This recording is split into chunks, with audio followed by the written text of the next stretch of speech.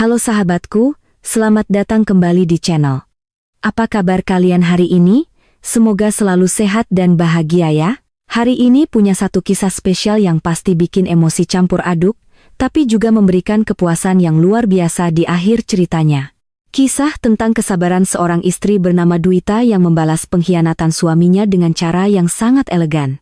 Tapi sebelum kita masuk ke ceritanya, yuk kita absen dulu. Pengen tahu siapa saja yang sedang menonton saat ini? Jangan lupa untuk tekan tombol like, subscribe, dan nyalakan loncengnya. Lalu ramaikan kolom komentar di bawah ya. Tuliskan nama kalian, asal kota dan ketik kata hadir. Sudah siap melihat bagaimana Dwita membalikkan keadaan dalam waktu 30 menit? Yuk, kita mulai ceritanya. Jam dinding di kamar itu baru saja menunjukkan pukul 2 pagi. Suasana begitu hening, seolah udara pun takut untuk bergerak. Di atas ranjang, Dwita masih memejamkan matanya, namun ia sama sekali tidak tidur. Napasnya diatur sedemikian rupa agar terdengar teratur, seolah-olah ia sedang terlelap dalam mimpi yang panjang. Padahal telinganya menangkap setiap gerakan kecil yang terjadi di sudut kamar. Suara gesekan kain, bunyi pelan lemari yang dibuka, hingga suara resleting koper yang ditarik perlahan. Suara itu terdengar sangat menyakitkan di telinga Dwita, seakan mengiris hatinya perlahan-lahan. Itu adalah suara suaminya, Farhan. Lelaki yang telah menikahinya selama 10 tahun itu sedang mengemasi barang-barangnya secara diam-diam. Dita tahu ini akan terjadi. Firasat seorang istri tidak pernah salah, apalagi ditambah dengan bukti-bukti yang selama ini ia kumpulkan dalam diam.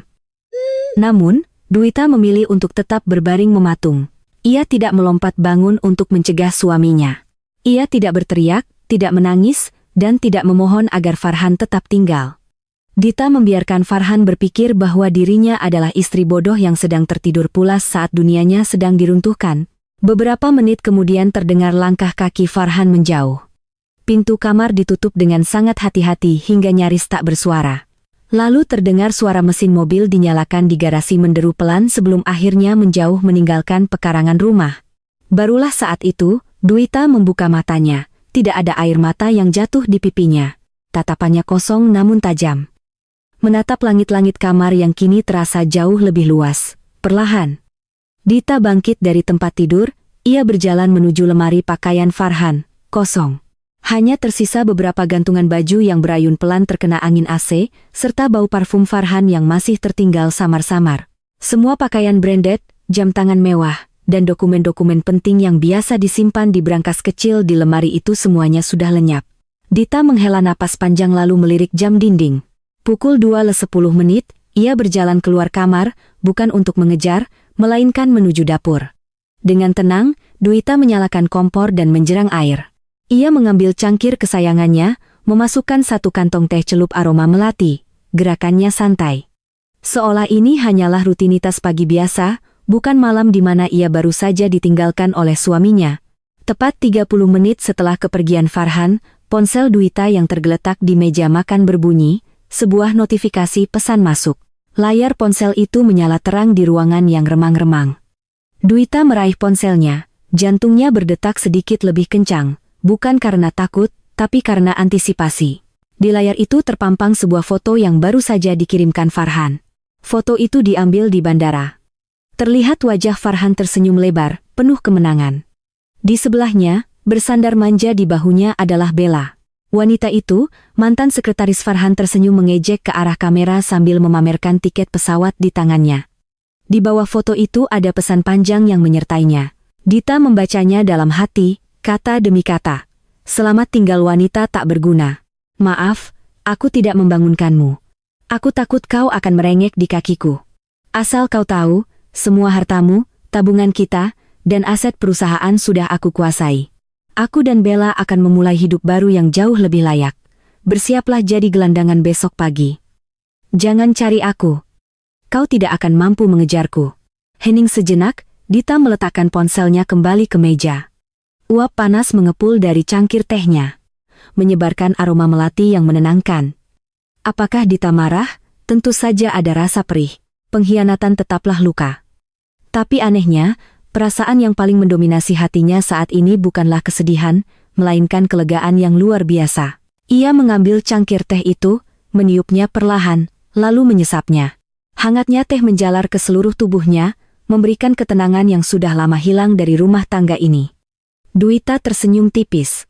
Senyuman yang sangat misterius. Ia menatap layar ponselnya yang kini sudah gelap kembali.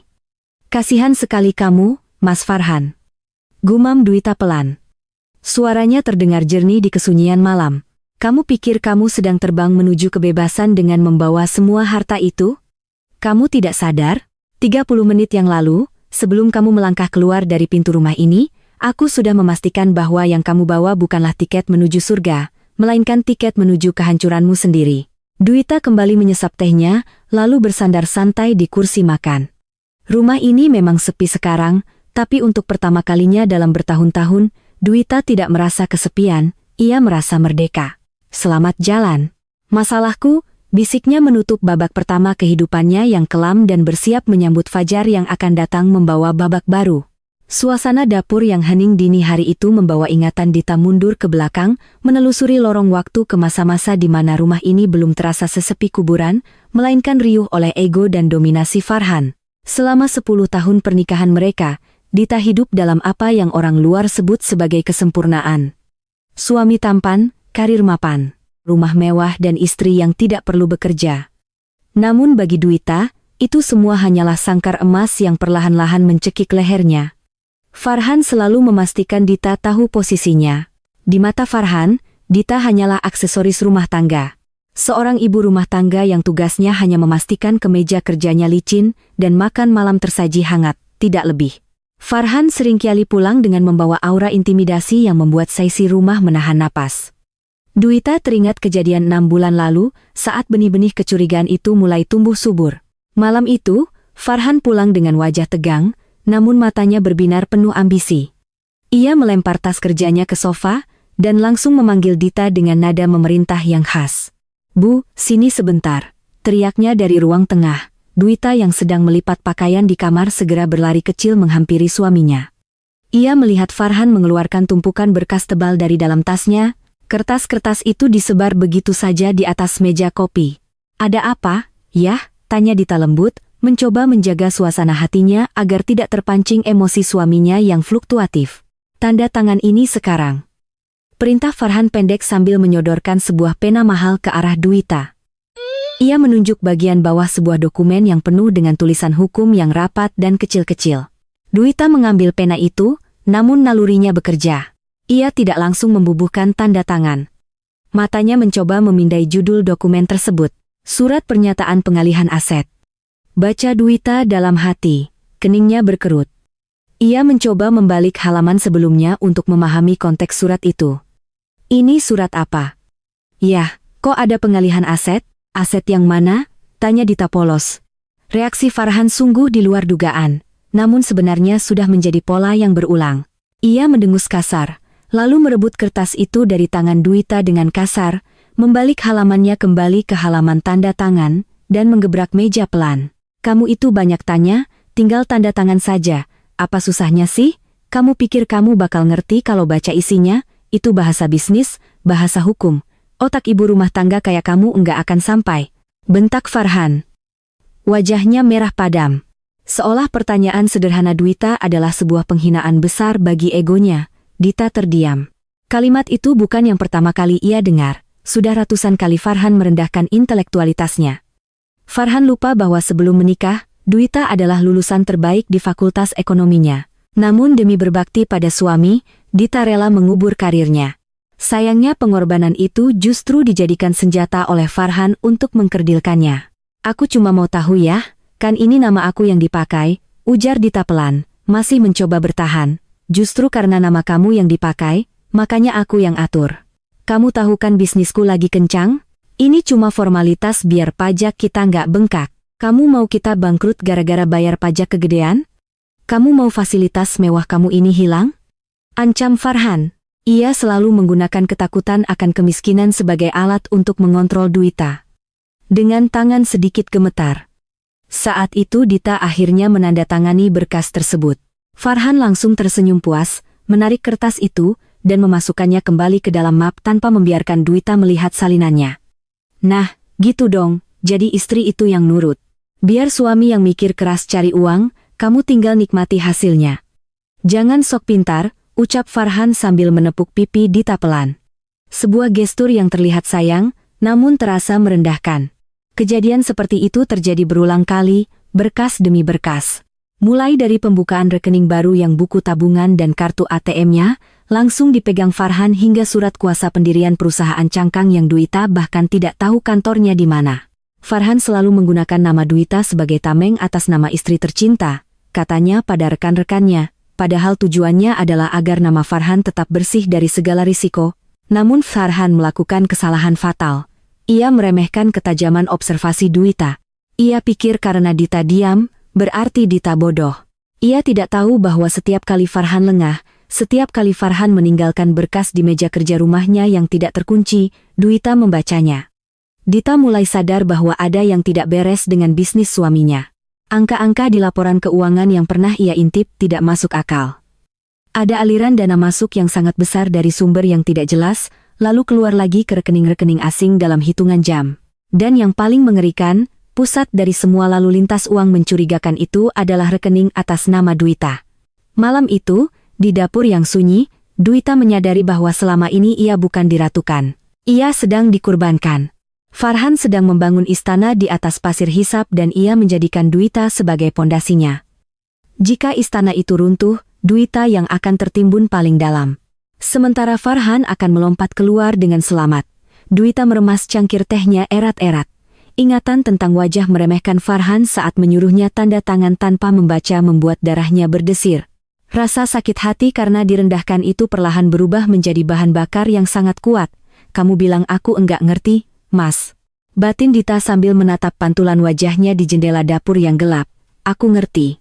Aku sangat ngerti. Justru karena aku ngerti, aku membiarkan kamu merasa menang selama ini, karena musuh yang paling mudah dihancurkan adalah musuh yang merasa dirinya paling pintar. Flashback itu menegaskan satu hal bagi Dwita.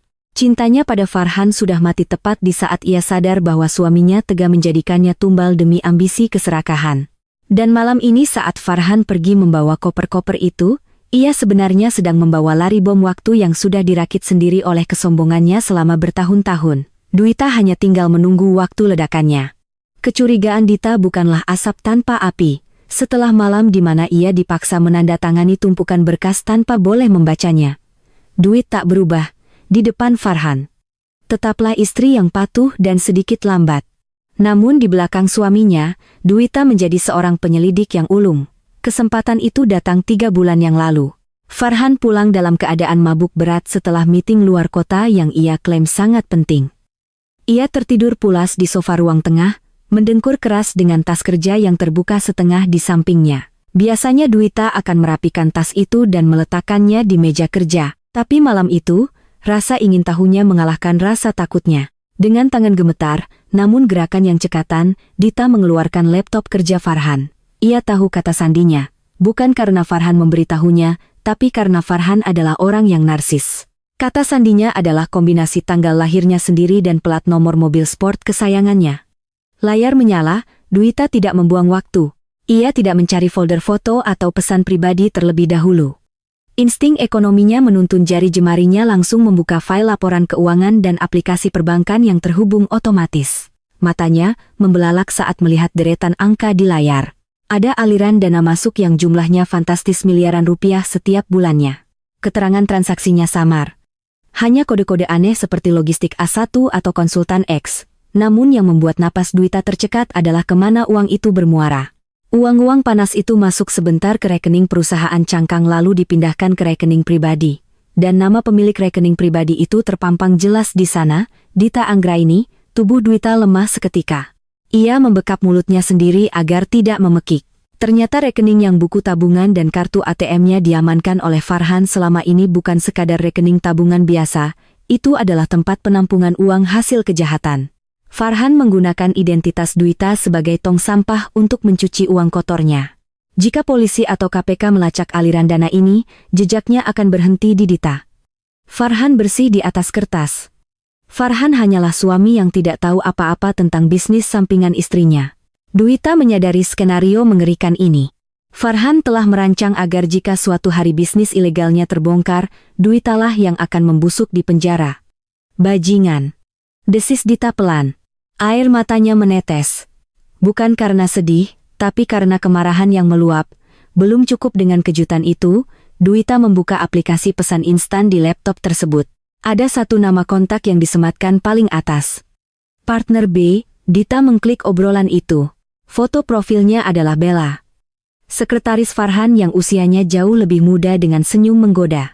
Isi percakapan mereka lebih menjijikan daripada sekadar perselingkuhan fisik. Mas, si ibu rumah tangga itu udah tanda tangan berkas transferan yang baru belum? Klien udah nanya ini. Uangnya harus segera dicuci sebelum audit akhir tahun, tulis Bella dalam pesan tertanggal 2 hari lalu. Balasan Farhan membuat darah Dwita mendidih. Aman, sayang. Tadi malam sudah dia tanda tangani. Dia enggak baca sama sekali. Bodoh banget kan? Dia pikir itu cuma surat asuransi. Tenang aja, kalau ada apa-apa dia yang kena. Kita tinggal cabut ke Singapura bawa hasilnya. Dwita membaca pesan itu berulang-ulang. Kata bodoh dan dia yang kena terngiang-ngiang di kepalanya seperti sirine tanda bahaya. Ternyata Bella bukan hanya gundik, dia adalah otak yang membantu Farhan dalam operasi pencucian uang ini. Mereka berdua bersekongkol, tertawa di atas kepolosan Dwita, merencanakan masa depan mewah di atas kehancuran hidup Dwita. Mereka bahkan sudah merencanakan pelarian.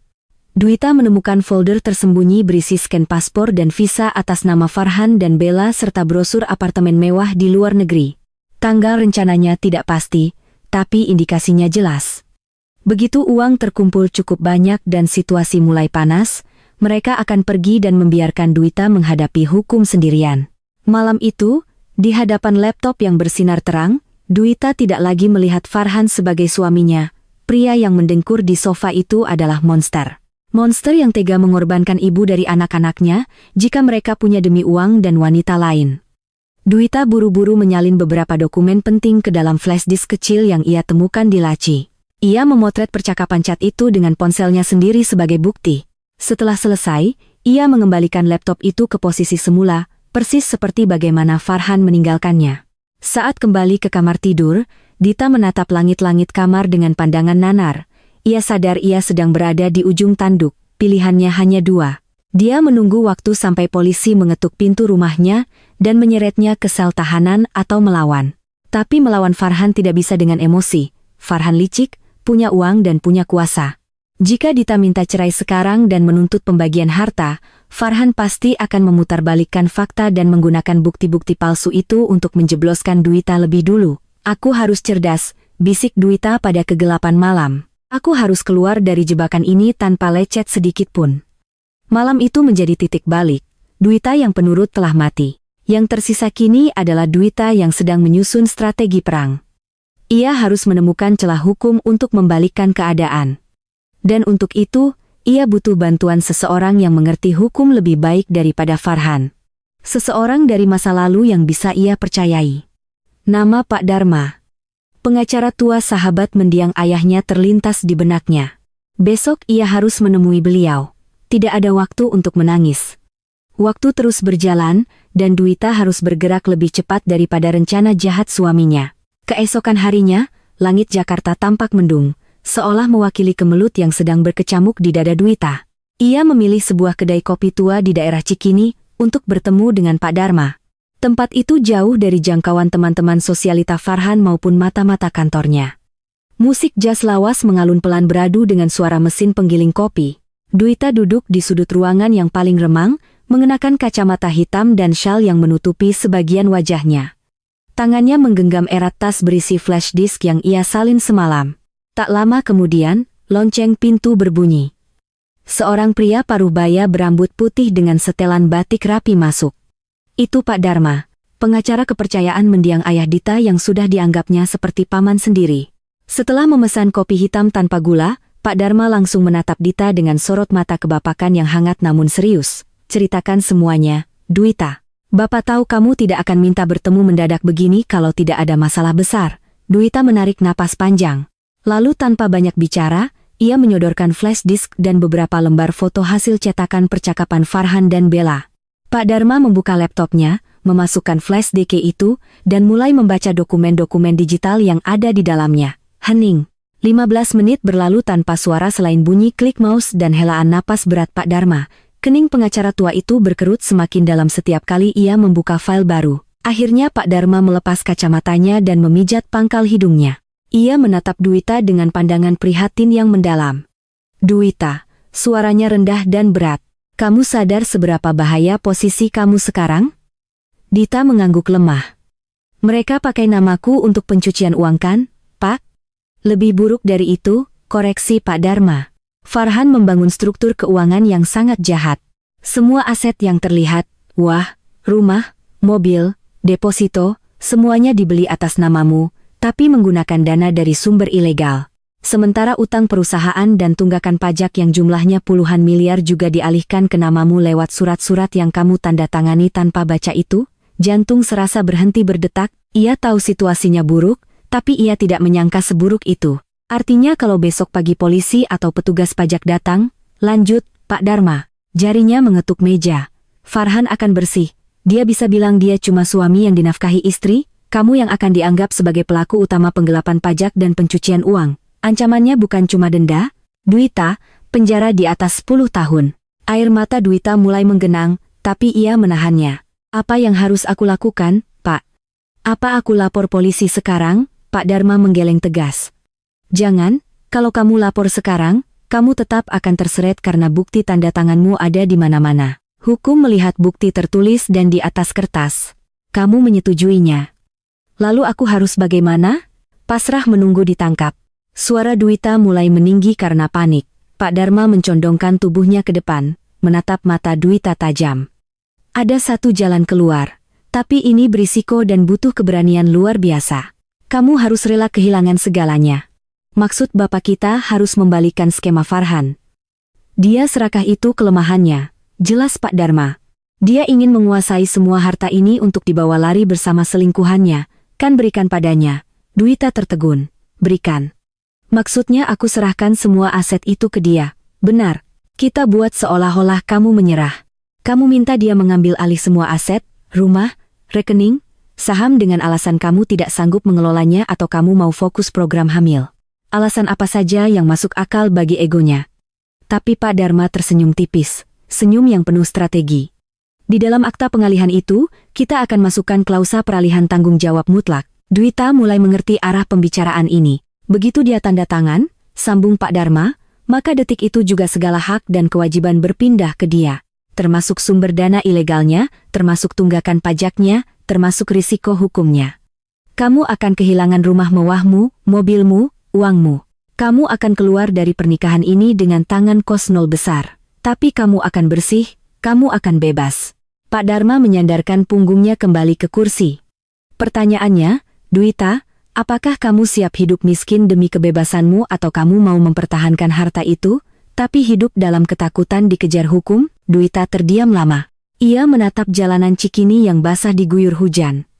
Ia membayangkan hidup tanpa kemewahan yang selama ini membalutnya. Tidak ada lagi tas branded, tidak ada lagi driver pribadi.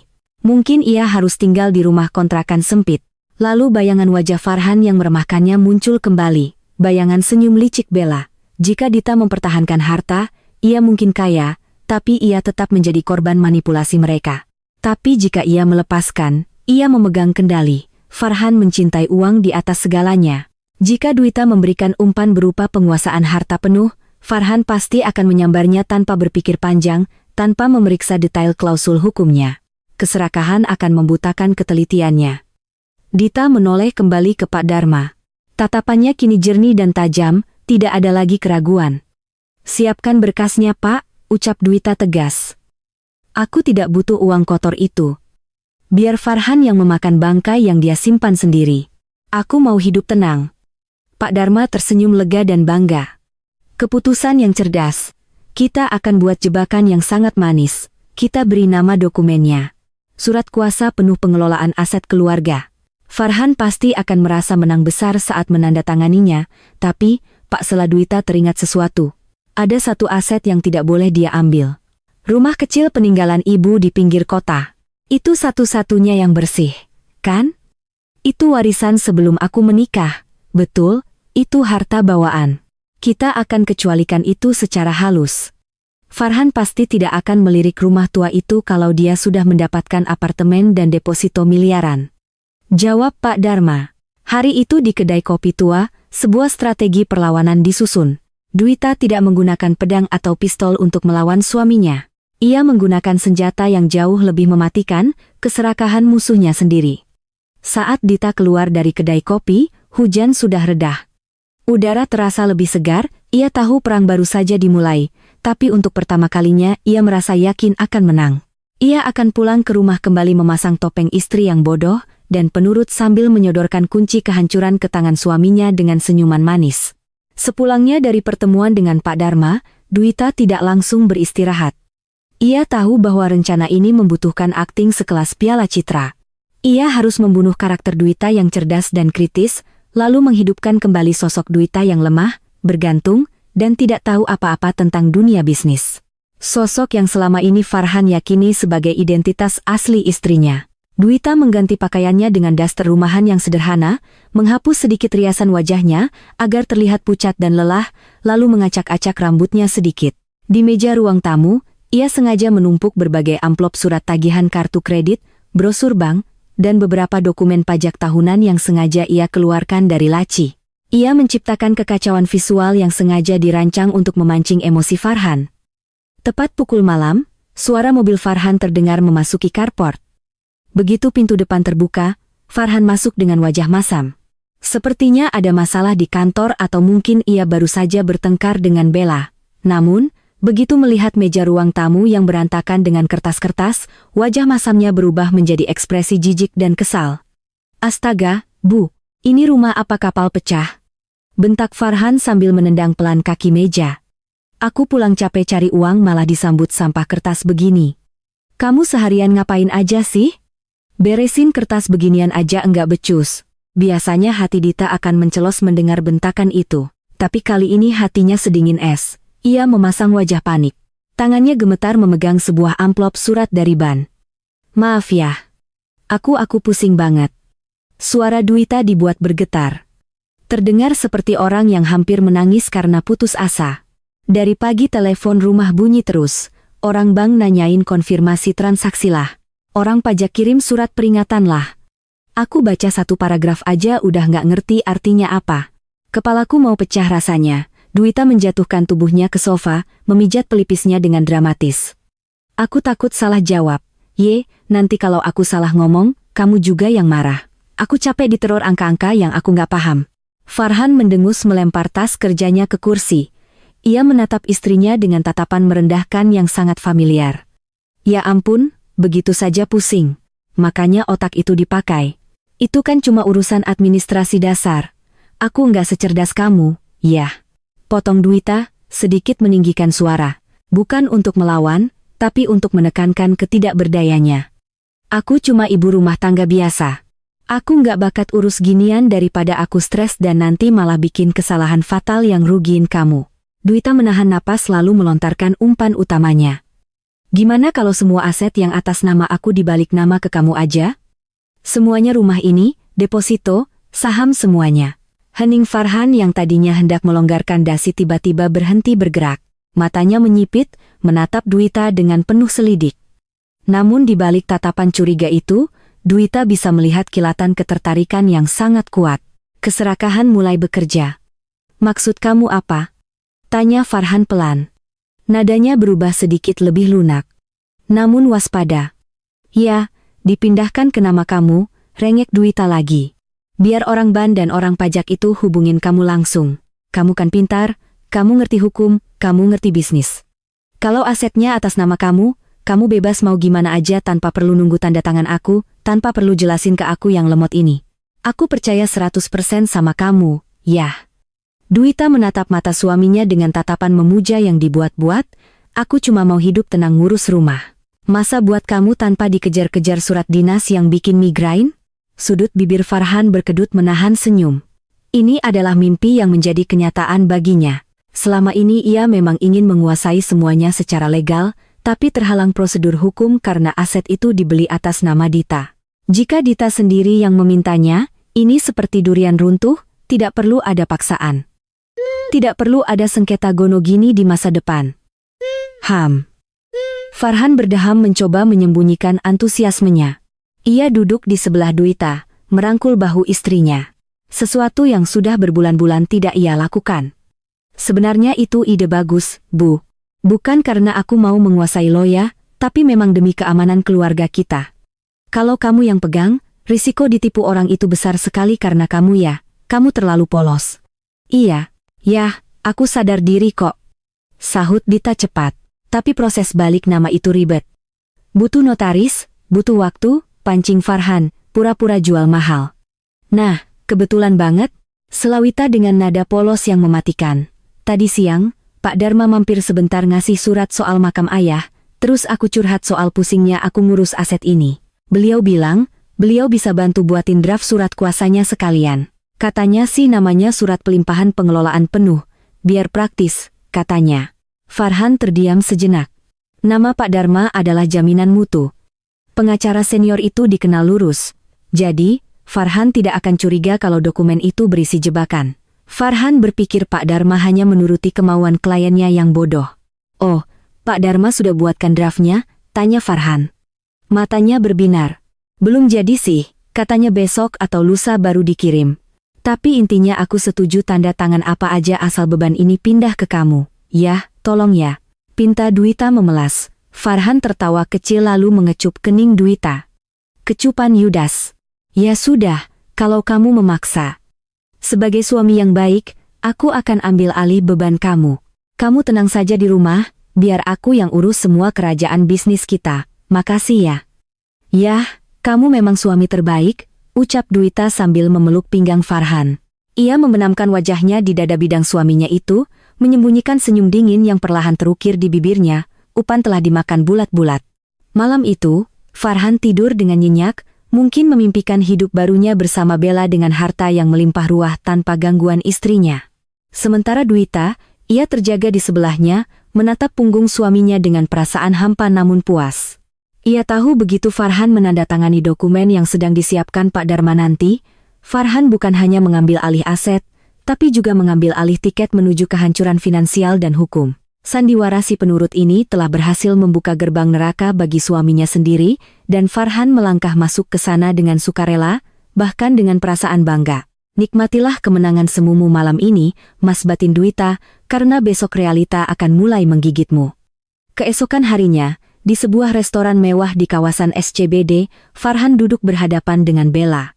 Makan siang itu seharusnya menjadi momen romantis, tapi aroma keserakahan lebih peka tercium daripada aroma steak mahal yang tersaji di meja.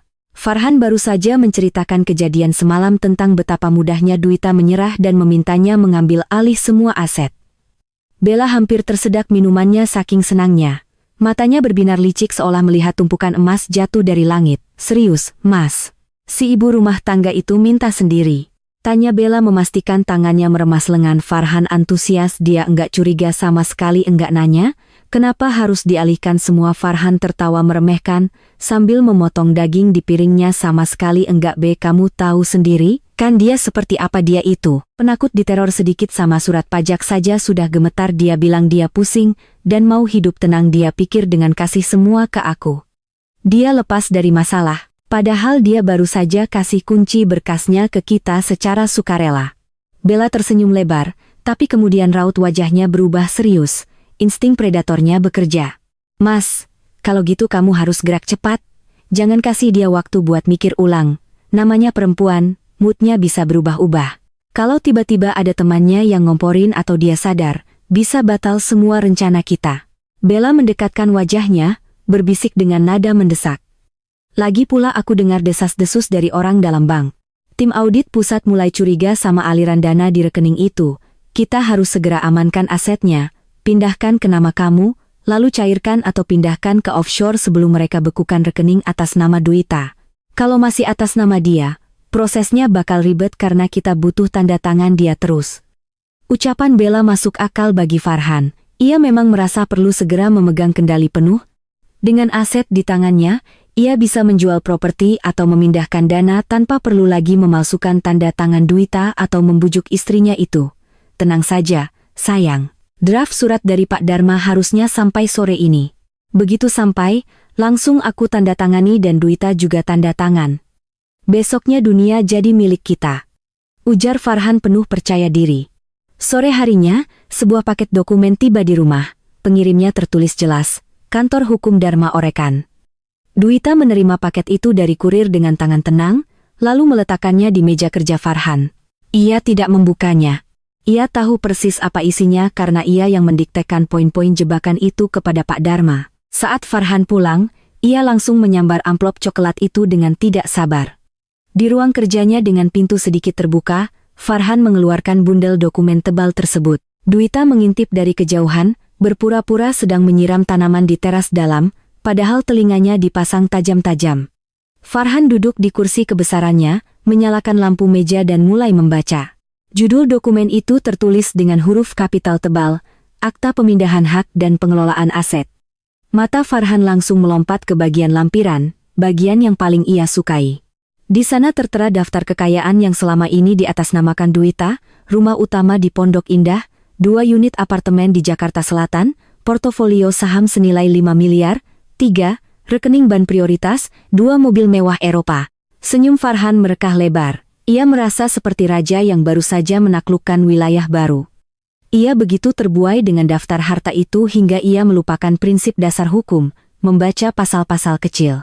Jika saja Farhan tidak dibutakan oleh keserakahan, ia akan membaca pasal 3 yang terletak di halaman tengah. Pasal itu berbunyi, pihak kedua Farhan dengan ini setuju untuk menerima pengalihan seluruh aset tersebut di atas beserta seluruh kewajiban yang melekat padanya, termasuk namun tidak terbatas pada utang putang, tunggakan pajak yang belum terbayar, sengketa hukum yang sedang berjalan, serta tanggung jawab pidana maupun perdata atas sumber dana perolehan aset tersebut. Pihak pertama Dwita dibebaskan sepenuhnya dari segala tuntutan hukum di kemudian hari terhitung sejak akta ini ditandatangani. Itu adalah kalimat kematian bagi Farhan, kalimat yang memindahkan bom waktu dari saku Dita ke saku Farhan. Tapi Farhan tidak membacanya, ia hanya memindai cepat scanning mencari kolom tanda tangan. Baginya ini hanyalah formalitas administrasi.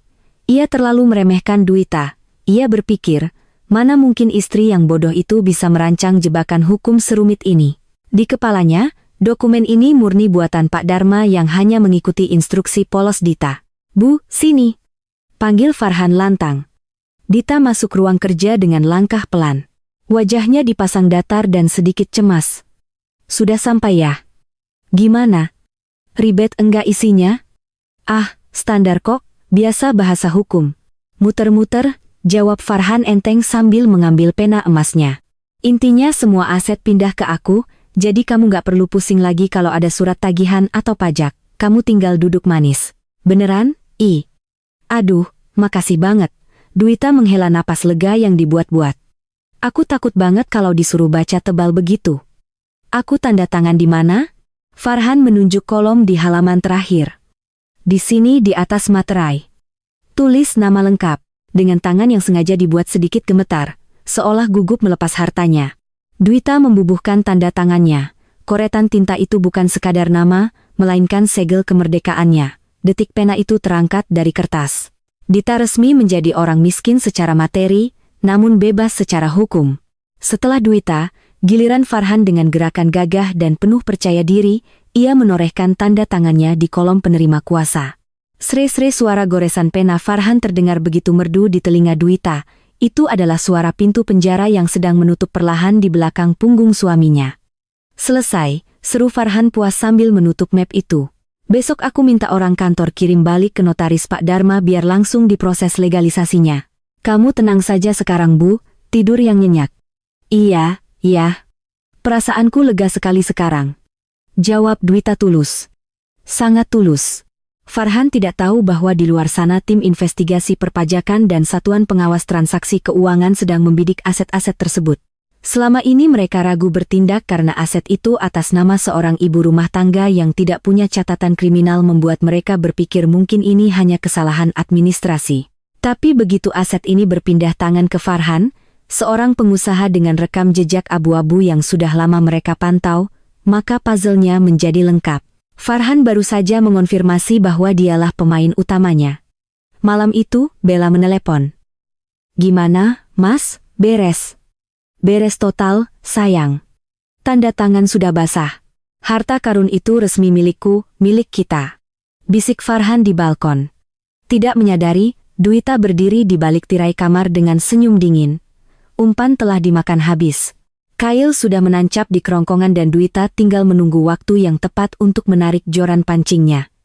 30 menit sebelum keberangkatan Farhan nanti akan menjadi momen paling krusial. Waktu di layar ponsel Dwita menunjukkan pukul 300 dini hari. Malam itu hening, namun di dalam kamar utama, ketegangan terasa begitu padat, hingga menyesakkan dada. Di kamar mandi dalam terdengar suara gemericik air sair, Farhan sedang mandi. Itu adalah ritual terakhirnya sebelum meninggalkan rumah ini selamanya. Ia ingin pergi dalam keadaan segar untuk menemui wanita impiannya, meninggalkan istri bodohnya yang sedang tertidur pulas di balik selimut tebal. Namun Dwita tidak tidur. Begitu suara air terdengar stabil, mata Dwita terbuka, napasnya teratur, tapi otaknya bekerja secepat kilat. Ini adalah momen krusial 30 menit terakhir yang akan menentukan segalanya. Dengan gerakan seringan kucing, Dita menyibakkan selimut dan turun dari ranjang. Kakinya yang telanjang mendarat di lantai marmer yang dingin. Namun, ia tidak merasakan dingin itu. Adrenalin menghangatkan seluruh tubuhnya. Ia berjalan menuju walk-in closet, tempat koper hitam merek Tumi milik Farhan sudah terbuka menganga, siap untuk ditutup. Di dalam koper itu, Farhan sudah menata rapi pakaian-pakaian terbaiknya. Jas-jas mahal, kemeja sutra, dan sepatu kulit yang mengkilap. Namun ada satu hal yang belum masuk ke sana. Hal paling penting yang menjadi tiket kehancuran Farhan. Dwita berjingkat menuju meja kerja kecil di sudut kamar. Di sana tergeletak map tebal berwarna coklat tua.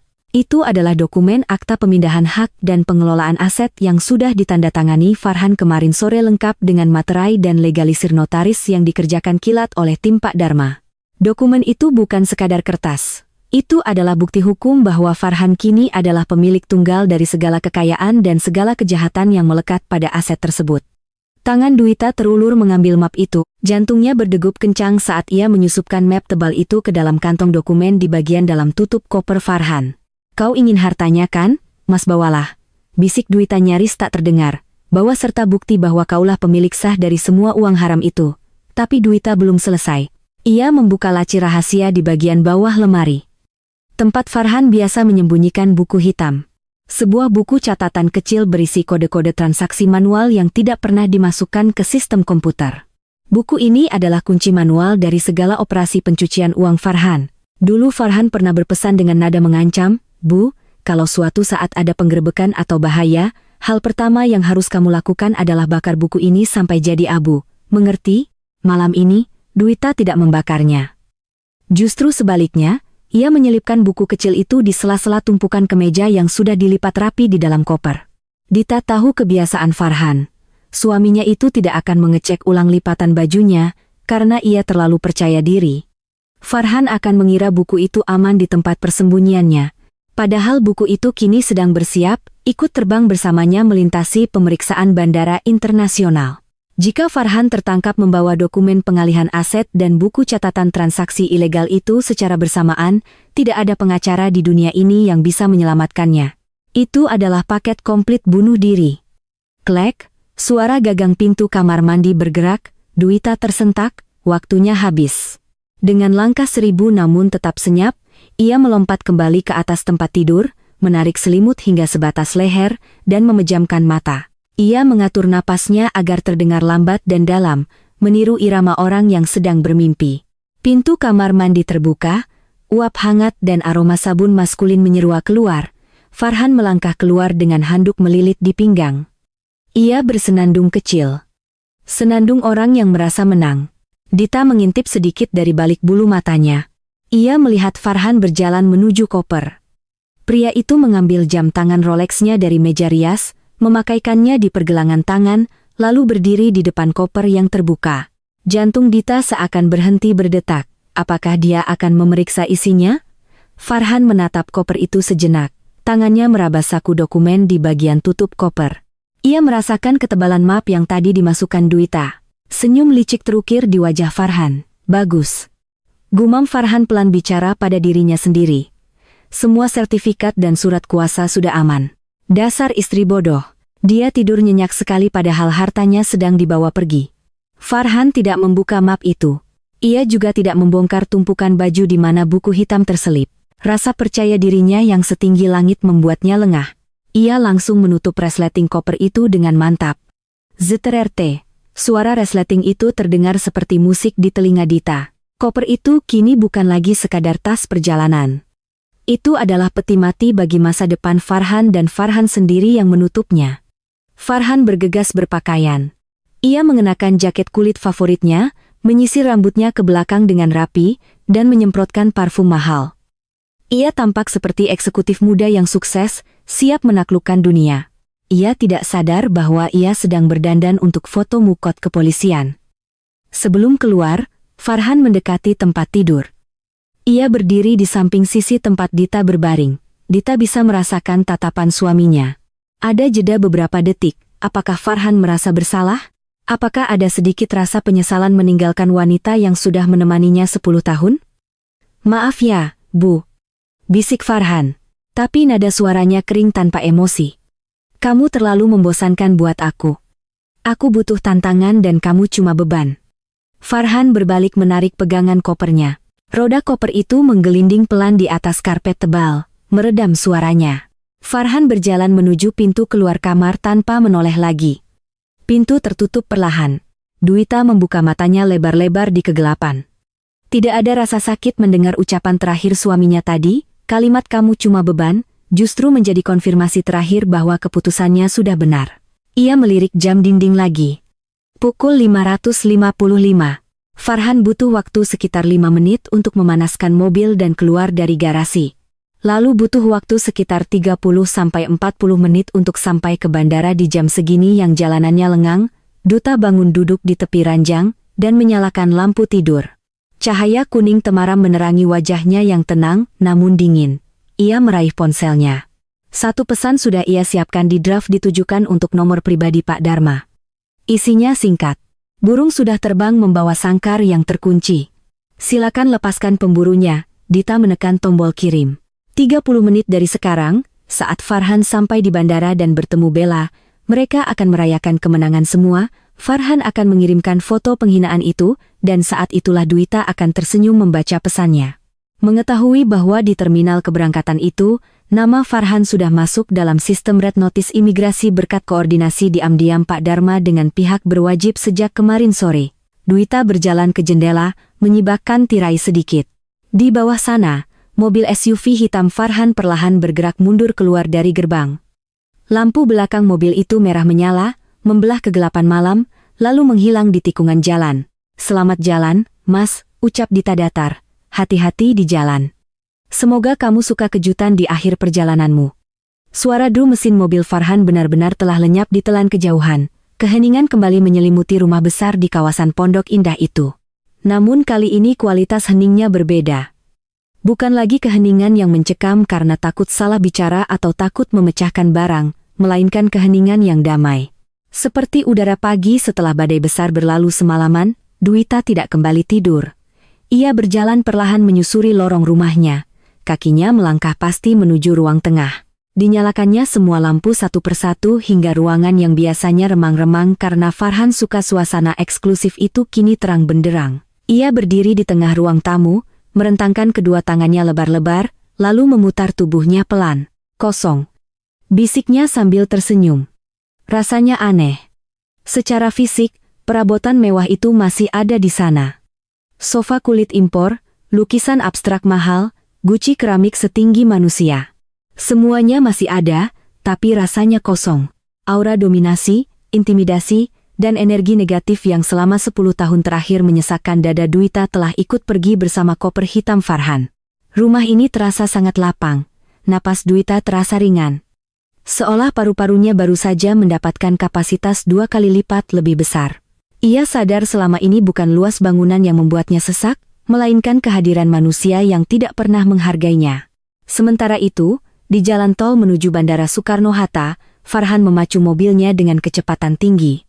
Musik abid menghentak dari sistem audio mobilnya. Seirama dengan detak jantungnya yang memburu karena kegembiraan. Ia merasa seperti remaja yang baru saja berhasil kabur dari asrama sekolah. Akhirnya, teriak Farhan sambil memukul setir dengan riang. Akhirnya gue bebas dari perempuan membosankan itu. Pikirannya sudah melayang jauh ke Singapura lalu lanjut ke Eropa. Ia membayangkan hidup barunya bersama Bella. Tidak ada lagi sandiwara menjadi suami yang baik, tidak ada lagi sembunyi-sembunyi. Dan yang paling penting, ia membawa kunci kerajaan bersamanya. Dokumen pengalihan aset itu tersimpan aman di koper di kursi belakang. Ia merasa jenius. Ia merasa tak tersentuh. Sesampainya di Terminal 3 keberangkatan internasional, Farhan memarkir mobilnya sembarangan di area drop-off. Ia tidak peduli mobil itu juga atas nama Dwita, biar saja nanti diderek atau ditilang. Itu bukan urusannya lagi. Ia menurunkan koper hitamnya dengan semangat. Langkahnya lebar-lebar memasuki lobi keberangkatan. Dari kejauhan, ia sudah melihat sosok Bella. Wanita itu berdiri di dekat tiang pilar mengenakan coat berwarna krem dan kacamata hitam yang disampirkan di kepala terlihat stylish dan mencolok. "Sayang," panggil Farhan. Bella menoleh. Wajahnya langsung cerah. Ia berlari kecil menghampiri Farhan dan langsung memeluknya erat. Tidak peduli dengan tatapan orang-orang di sekitar bandara yang mulai ramai di jam sibuk dini hari.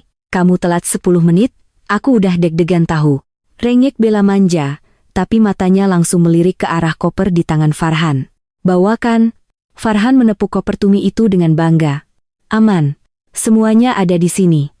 Sertifikat, surat kuasa, token ban, sampai buku catatan keramat itu. Kita kaya raya, Bel. Kita menang telak." Bella memekik tertahan lalu mencium pipi Farhan. Gila ya si ibu rumah tangga itu, benar-benar gak sadar dia udah miskin mendadak malam ini, dia pasti masih tidur, ngiler di bantal kekeh Farhan. Dia gak akan sadar sampai besok pagi pas dia mau belanja sayur dan kartunya ditolak. Mereka berdua tertawa jahat menertawakan nasib Dwita, yang dalam bayangan mereka sedang meringkuk menyedihkan di rumah. Mas Aid jahat tiba-tiba melintas di kepala Bella. Ia mengeluarkan ponselnya. "Mumpung kita belum masuk imigrasi, gimana kalau kita kasih salam perpisahan, biar dia syok pas bangun tidur nanti?" Mata Farhan berbinar. Ide itu terdengar sangat memuaskan egonya. Ia ingin meremukan harga diri Dwita untuk terakhir kalinya. Ia ingin Dita tahu bahwa Farhanlah yang memegang kendali, bahwa Dita hanyalah sampah yang sudah tidak berguna. Ide bagus. "Sini." Farhan merangkul pinggang Bella erat-erat. Mereka berdua membelakangi papan petunjuk keberangkatan internasional sebagai latar belakang, cekrek. Sebuah suap foto tercipta. Wajah Farhan menyeringai lebar penuh arogansi. Bella tersenyum mengejek sambil memamerkan tiket pesawat first class di tangannya. Farhan segera membuka aplikasi pesan. Ia mencari kontak istrinya yang ia namai, Ibu Negara. Di ponselnya, sebuah nama kontak yang sarkastik. Jari jemarinya menari lincah di atas layar, mengetikkan kalimat-kalimat yang sudah lama ia pendam. "Selamat tinggal wanita tak berguna. Maaf, aku tidak membangunkanmu. Aku takut kau akan merengek di kakiku. Asal kau tahu, semua hartamu, tabungan kita, dan aset perusahaan sudah aku kuasai. Aku dan Bella akan memulai hidup baru yang jauh lebih layak. Bersiaplah jadi gelandangan besok pagi. Jangan cari aku. Kau tidak akan mampu mengejarku. Sen." Tanda centang 1 berubah menjadi centang 2. Abu-abu, pesan terkirim, mampus. Gumam. Farhan puas. Rasakan itu, kembali ke rumah yang sunyi di dapur. Dwita baru saja menuangkan air panas ke cangkir teh nih. Ketika ponselnya bergetar di atas meja makan, ia tidak terkejut. Ia sudah menunggunya. Sesuai prediksi waktu yang ia hitung, Farhan pasti sudah sampai di bandara sekarang. Dwita meletakkan tekonya perlahan. Ia mengambil ponsel itu dan membuka notifikasi pesan yang masuk. Foto itu muncul, wajah suaminya dan wanita simpanannya. Lalu kalimat-kalimat hinaan itu, Dwita membacanya tanpa ekspresi. Tidak ada sakit hati, tidak ada air mata yang tumpah. Hinaan itu bagaikan angin lalu yang menerpa tembok beton kokoh. Justru setiap kata kasar yang Farhan tulis semakin meyakinkan Dita bahwa pria itu memang pantas mendapatkan apa yang akan terjadi sebentar lagi. Wanita tak berguna. Ya, gumam Dita sambil tersenyum miris menatap layar ponsel. Wanita tak berguna inilah yang baru saja menyelamatkan dirinya sendiri dari neraka yang kamu buat. Mas, ia melihat jam dinding. Pukul 2:40 pagi, Dwita teringat percakapannya dengan Pak Dharma sore tadi. Tim kami sudah berkoordinasi dengan pihak imigrasi bandara, Bu Dwita. Begitu paspor suami Anda dipindai di pintu pemeriksaan otomatis atau manual, sistem red notice akan menyala. Karena dia membawa dokumen pengalihan aset yang menyatakan dia bertanggung jawab atas utang pajak miliaran dan pencucian uang, maka statusnya adalah tersangka pelarian yang membawa barang bukti. Dwita menyeruput teh melatihnya. Ia membayangkan adegan selanjutnya yang tidak bisa ia lihat langsung, tapi bisa ia rasakan kepuasannya. Farhan dan Bella yang sedang tertawa-tawa menuju gerbang imigrasi menyerahkan paspor mereka dengan percaya diri tanpa tahu bahwa petugas di balik kaca tebal itu sedang menatap layar monitor yang berkedip merah. Kepergian Farhan yang ditunggu-tunggu ini bukan hanya sekadar perpisahan suami istri, ini adalah pembuangan racun. Rumah ini hidup Dita dan masa depannya kini bersih. Selamat menikmati liburanmu, Mas, bisik Dwita pada keheningan malam.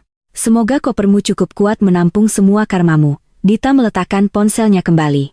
Ia tidak berniat membalas pesan itu sekarang. Belum saatnya ia akan membiarkan Farhan menikmati 5 menit terakhir dalam hidupnya sebagai orang bebas sebelum tangan hukum mencengkeram bahunya dan menyeretnya kembali ke realitas yang pahit. Dita bangkit dari kursi, mematikan lampu dapur dan berjalan menuju kamar tidur tamu.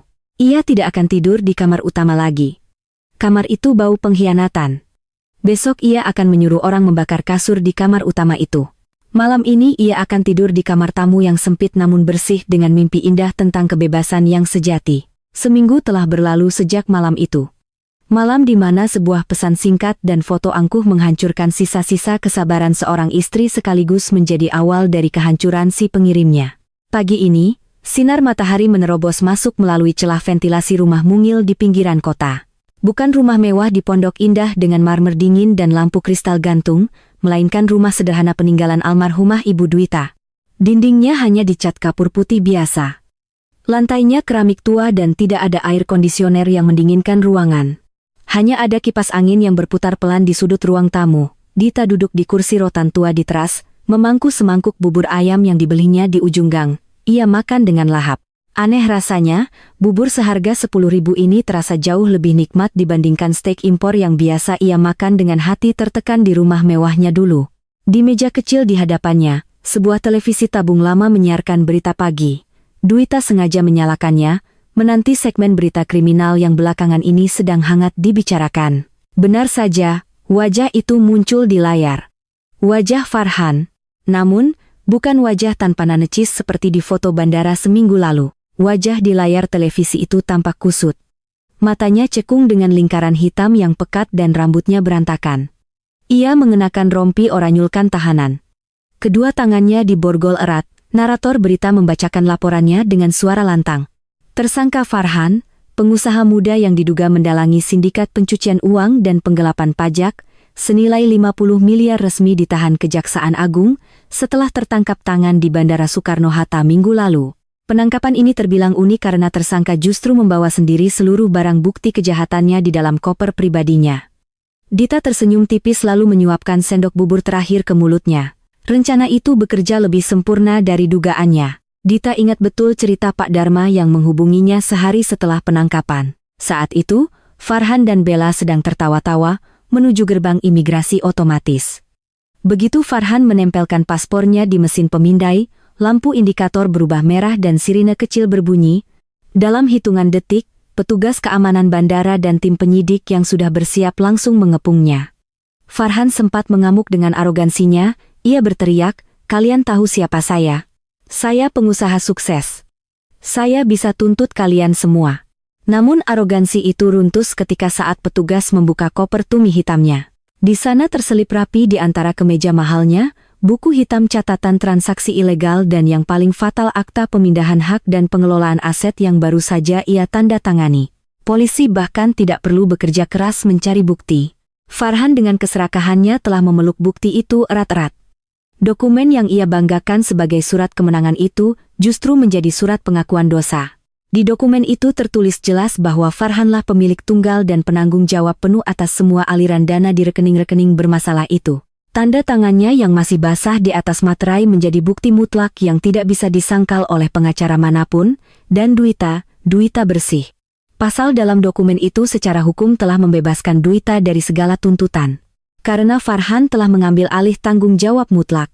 Farhan berniat mengambil hartanya, tapi tanpa sadar ia juga memborong hukuman penjaranya. Lalu bagaimana dengan Bella? Di layar televisi, Kamera wartawan sempat menangkap sosok wanita yang menutupi wajahnya dengan tas tangan digiring keluar dari kantor polisi untuk diperiksa sebagai saksi. Itu Bella. Kabarnya di bandara saat penangkapan terjadi, Bella melakukan hal yang sangat memalukan. Begitu petugas memborgol Farhan dan menyatakan bahwa semua aset Farhan dibekukan negara, wajah Bella pucat pasi. Cinta mati yang ia agung-agungkan ternyata seumur jagung. Di depan petugas, Bella berteriak histeris. Saya tidak tahu apa-apa.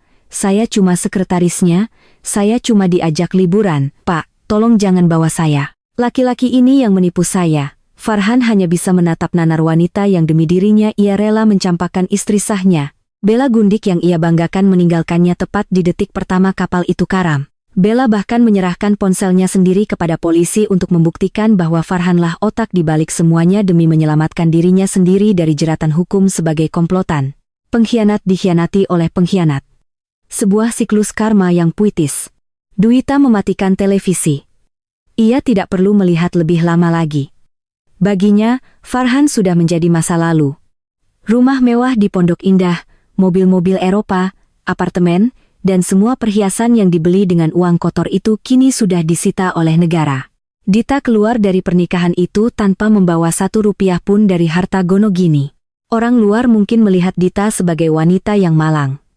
Janda yang jatuh miskin terusir dari istananya dan hidup di rumah petak tua. Teman-teman sosialitanya dulu mungkin sedang menertawakannya di grup arisan. Tapi Dwita tidak peduli. Ia berdiri, merapikan mangkuk buburnya, dan berjalan masuk ke dalam rumah. Di ruang tengah yang sempit itu, ia merasa jauh lebih kaya daripada sebelumnya. Ia tidak punya uang miliaran, tapi ia punya sesuatu yang tidak dimiliki Farhan. Ketenangan. Ia tidak perlu takut setiap ada ketukan di pintu. Ia tidak perlu was-was setiap mendengar berita tentang perpajakan. Ia tidak perlu berpura-pura bodoh demi menjaga ego seorang pria narsis. Di atas meja rias ibunya yang sudah kusam tergeletak sebuah amplop surat. Itu adalah surat panggilan dari pengadilan agama. Proses perceraiannya sedang berjalan. Karena Farhan dipenjara dan aset sudah disita, prosesnya diprediksi akan sangat cepat dan vertek. Putusan tanpa kehadiran tergugat. Dwita menatap pantulan dirinya di cermin retak itu. Wajahnya polos tanpa make-up tebal. Rambutnya diikat asal tapi matanya bersinar hidup. "Kamu berhasil, Dwita?" bisiknya pada bayangan di cermin. "Kamu selamat dari reruntuhan gedung yang terbakar tanpa luka bakar sedikit pun." Hari ini, Dwita berencana menanam bunga di halaman depan yang kecil. Kegiatan sepele yang dulu dilarang Farhan karena dianggap kotor dan kampungan. Sekarang tidak ada lagi yang melarangnya. Tangannya akan kotor oleh tanah, bukan oleh uang haram. Dan bagi Dwita, itu adalah kemewahan yang sesungguhnya. Ponselnya berdering lagi. Sebuah nomor tidak dikenal.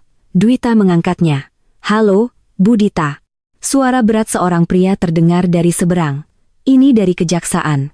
Ada permintaan dari tahanan atas nama Farhan. Dia memohon agar ibu mau menjenguknya. Katanya dia ingin minta maaf dan meminta ibu membawakan baju ganti karena tidak ada satupun keluarganya yang mau datang." Dita terdiam sejenak. Angin pagi berhembus lembut menyapu wajahnya. Ia membayangkan Farhan yang memelas di balik jeruji besi sendirian ditinggalkan Bella dijauhi teman-teman bisnisnya, dan kini mengemis pada istri yang pernah ia sebut tak berguna. Senyum Dwita mengembang, bukan senyum dendam tapi senyum penutup buku. "Maaf Pak," jawab Dita dengan nada sopan namun tegas sampaikan pada beliau. "Istri yang tidak berguna ini sedang sibuk menikmati hidup barunya dan soal baju ganti, bukankah koper yang dia bawa sudah penuh dengan baju-baju mahal? Suruh dia pakai itu saja sampai lapuk." Dita memutus sambungan telepon. Ia meletakkan ponselnya, mengambil skop kecil, dan melangkah keluar menuju halaman. Matahari semakin tinggi, menyinari kehidupan barunya yang sederhana namun merdeka. 6 bulan telah berlalu. Waktu yang cukup lama untuk mengubah nasib seseorang berputar 180 derajat. Di balik tembok tinggi lembaga pemasyarakatan Cipinang, Farhan duduk termenung di sudut sel yang lembab. Tubuhnya yang dulu tegap dan terawat kini kurus kering. Kulitnya kusam. Tidak ada lagi aroma parfum mahal yang biasa menguar dari tubuhnya. Yang tersisa hanyalah bau apek dan penyesalan yang terlambat.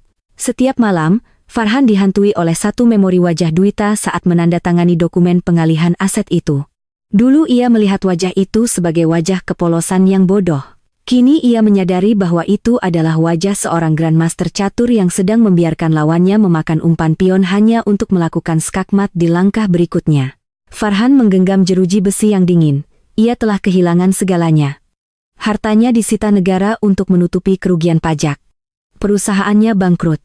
Bella, wanita yang ia banggakan, sudah menikah lagi dengan duda kaya lain 2 bulan setelah Farhan divonis penjara. Tidak ada yang tersisa. Wanita tak berguna. Yang ia hina itu ternyata adalah satu-satunya orang yang pernah tulus padanya, dan ia sendiri yang membuangnya. Sementara itu, di teras rumah mungil peninggalan ibunya, Dwita sedang sibuk menata toples-toples kue kering. Aroma harum mentega dan vanila memenuhi udara pagi. Sejak lepas dari Farhan, Dwita kembali menekuni hobi lamanya yang dulu dilarang suaminya, membuat kue. Siapa sangka usaha kecil-kecilan dapur ibu yang ia rintis dari dapur sederhana ini justru berkembang pesat. Pesanan mengalir deras dari tetangga dan teman-teman lama yang kembali merangkulnya. Uang yang ia dapatkan memang tidak miliaran seperti uang panas Farhan, tapi setiap rupiahnya terasa berkah. Ia bisa membelanjakannya dengan tenang tanpa takut dicurigai KPK atau petugas pajak. Sebuah mobil sedan tua berhenti di depan pagar. Pak Dharma turun dengan senyum kebapakan yang khas membawa sebuah map berwarna hijau. Dwita menyekat tangannya yang bertepung kecelemek lalu menyambut pengacara tua itu dengan hangat. Silakan duduk, Pak. Mau kopi atau teh? Tidak usah repot-repot, nak Dwita. Bapak cuma sebentar, tolak Pak Dharma halus sambil duduk di kursi rotan. Ia meletakkan map hijau itu di meja. Bapak bawa kabar baik, surat keputusan pengadilan sudah keluar. Karena pihak tergugat, Farhan sedang menjalani masa hukuman dan tidak mengajukan banding, prosesnya jadi lebih cepat. Tangan Dita terulur menyentuh map itu. Di dalamnya ada akta cerai, sebuah kertas yang secara hukum memutus tali yang mengikatnya pada masa lalu yang kelam. Rumah di Pondok Indah bagaimana, Pak? Tanya Dwita sekadar basa-basi. Sudah masuk daftar lelang negara minggu depan. Isinya juga sudah dikosongkan. Semuanya habis untuk bayar denda dan ganti rugi negara, jelas Pak Dharma. Ia menatap Dita lekat-lekat. Kamu tidak menyesal, Dita? Kalau kamu mau, kita bisa saja menuntut sedikit bagian. Dita menggeleng cepat, memotong ucapan Pak Dharma sambil tersenyum tulus. Tidak, Pak. Sedikit pun saya tidak mau. Biarkan semua itu habis. Itu uang yang tidak punya nyawa. Saya tidak mau hidup saya yang baru ini terciprat kotoran dari masa lalu. Pak Dharma mengangguk bangga. Kamu wanita hebat, Dita. Ayahmu pasti bangga di sana. Setelah Pak Dharma pamit, Dita duduk sendirian di teras. Ia membuka map hijau itu, membaca lembar demi lembar keputusan hakim. Tertulis jelas di sana, perkawinan putus karena perceraian. Dwita menutup map itu dan menarik napas panjang.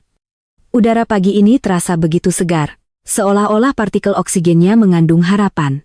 Ia melihat ke arah jalanan depan rumah. Tidak ada mobil mewah, tidak ada satpam penjaga, tidak ada kemewahan, tapi di dadanya ada rasa lapang yang luar biasa luasnya.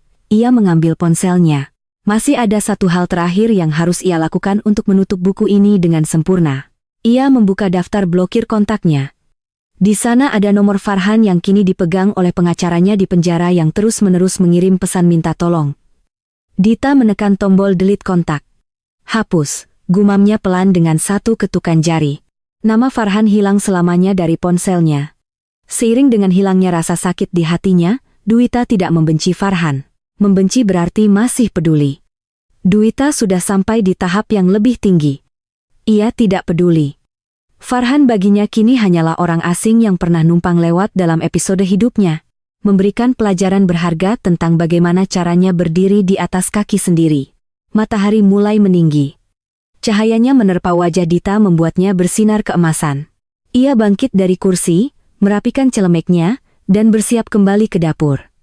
Ada adonan kue yang harus dipanggang, ada pelanggan yang harus dilayani, dan ada hidup baru yang harus dijalani dengan penuh sukacita.